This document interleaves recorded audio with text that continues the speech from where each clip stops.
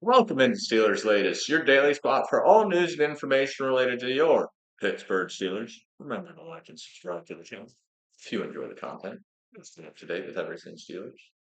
Let's get one. TJ Watt still not showing up so far. The holdout continues as they try to figure out the contract negotiations. Now, this could cost TJ Watt up to 100K, as Adam Schefter revealed that players on veteran contracts can would pay up to 100K in fines, with day one being 17K, day two being 34K, and day three being 52K. But he's working on a $40 million contract right now, so let's be honest. It's chump change when it comes down to some of these NFL players, maybe me and you. Those numbers are like, holy shit. But we got to figure out this deal. I mean, you got to have your veteran leader, best player on your team in the building as long as possible, as much as possible. Just being that ultimate motivator, the ultimate guy everyone looks up to. I mean, PJ, I think he leads the league in sacks since he's joined, come to the NFL, being a Steeler, all in the black and yellow. PJ Watt, he's going to continue to put up 10 plus sacks a year for probably the next 4 seasons. You never know. Maybe he could make another run at breaking the record. You never know with the freak athlete TJ Watt is. He is everywhere, but right now he ain't in the building. And that is worst case scenario because you need TJ. We need TJ. And hopefully the Steelers are kind of nice to him since they know he's we're working on this deal. There's a loose kind of handshake agreement with this. Our last handshake agreement was with Aaron Rodgers that we would get him signed. Worked out. The handshake agreement with TJ is kind of in the next couple months before the season. We'll see a contract get done for him. Hopefully, it's before the season. You can't let this linger too long. You can't let tensions kind of continue to build a little bit.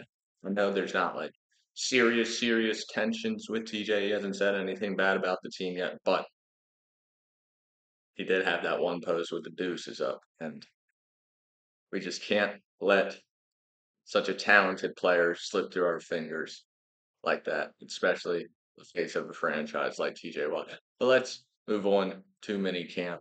Was what are the top stories from day one? So it's been reported that top story coming out is Joey Porter Jr. reversing the penalties is going to be the main focal point for him in the secondary.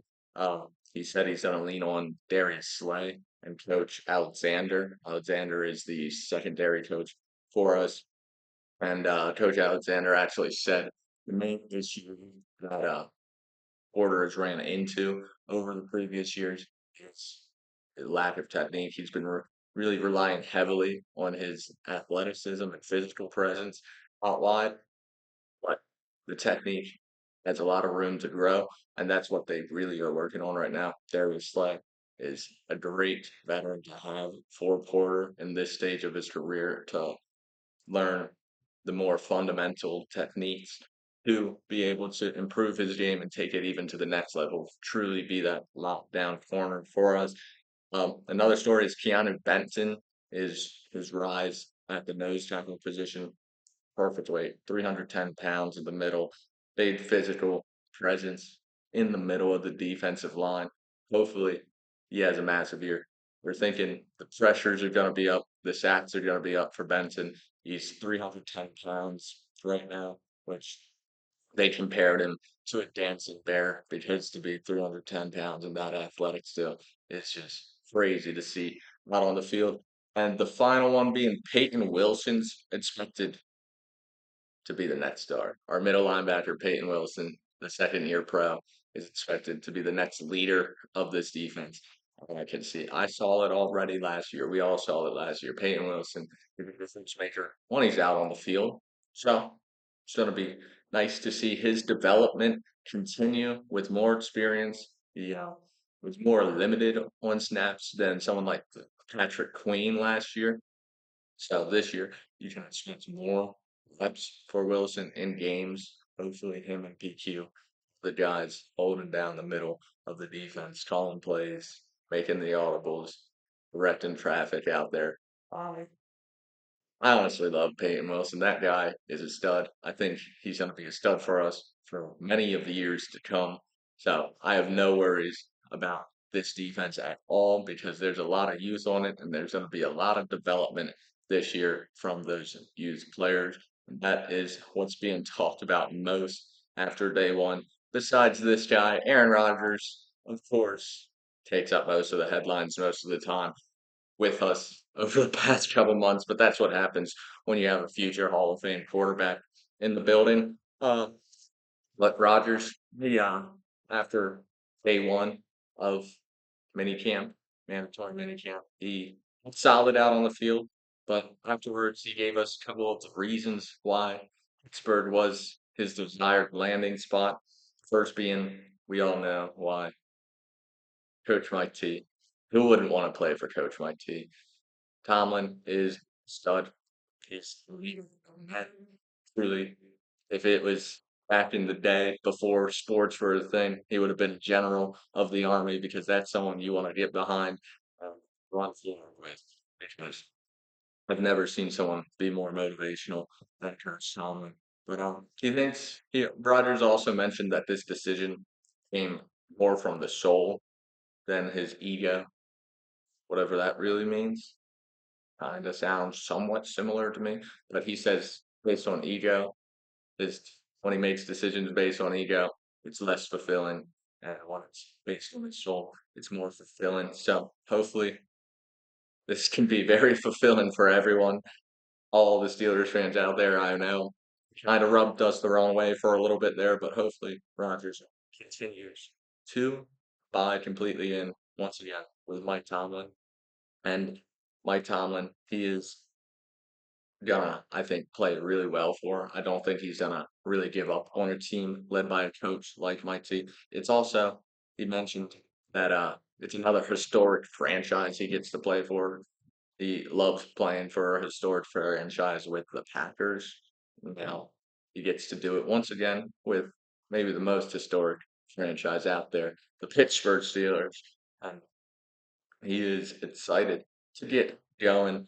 And he also mentioned about the reasons he decided to keep playing instead of retiring. First off, he said that the Steelers were the only choice all season long, basically.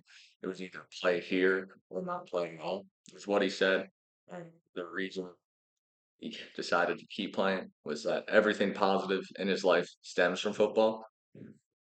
And hopefully we can get make it even more positive in the bird for him because I am really excited to see Rodgers suit up now on the first preseason game or the first couple preseason games, and then in week one against the Jets. It's going to be exciting to watch. Well, I was a little shaky before he signed about Rodgers, but as soon as he joins the team, I'm ready to run through a wall. And as I've been saying, he's going to pass down knowledge to Will Howard, and that's exactly what he mentioned to close his interview after day one of mandatory minicamp. He said that he looks forward to passing down knowledge and mentoring someone like Will Howard, and that they've already talked a little bit and started to form that bond and connection, and they already sit next to each other in meetings. So that's what I like to hear. I think the goal is for Howard to be the quarterback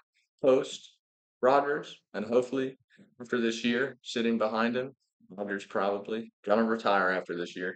So maybe next year you get to see Will Howard step in to the starting role or at least QB2 and have a chance to earn a starting spot next off season. So I'm excited to see how that relationship kind of forms and how Rodgers can teach someone like Will Howard. I mean, there's no one that's going to benefit more than Will Howard, I think, having Rodgers in the building. I mean, he's a four-time MVP, one-time Super Bowl champion. Maybe, I think, a top five quarterback of all time, in my opinion. Just thrower of the ball, arm talent wise, the smarts. It's all there for him. Now in the playoffs, hopefully with us, he can keep he can win a couple games and not hold in the championship game if we make it there. Because if we do make it there, it's gonna be painful if it's an L. But let's wrap this show up with Jack Sawyer, another Ohio State guy who is continuing to ball out in mini camps. We saw him in the OTAs, we saw him at rookie mini camps, impress everyone. Well, now with everyone in the building, he continues to impress. Anyone with eyes on him sees that Jack Sawyer is going to be that next pass rusher for the Steelers. I mean, the dude wanted the playbook as soon as he was drafted. As soon as you call the guy and are like, "You're coming to the Pittsburgh," by Tomlin would say, and the guy asked for the playbook. You know you got yourself a stud right there because that's someone that's going to be committed to learning every day. He's already shown on the field that he's the energizer bunny. He's always moving, doesn't lose a step ever. It feels like out on the field. It's fun to watch.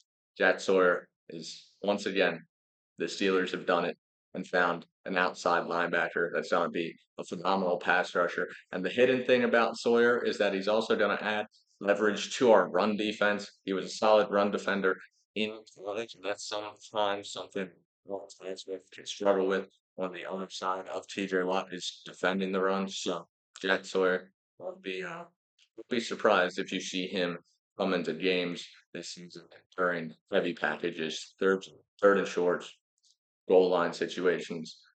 You're gonna see Sawyer. Sawyer, the Energizer Bunny, an absolute freak athlete that never slows down. But that has been it from Steelers Latest. I've been your host, Cole Dennis, and we'll see you tomorrow.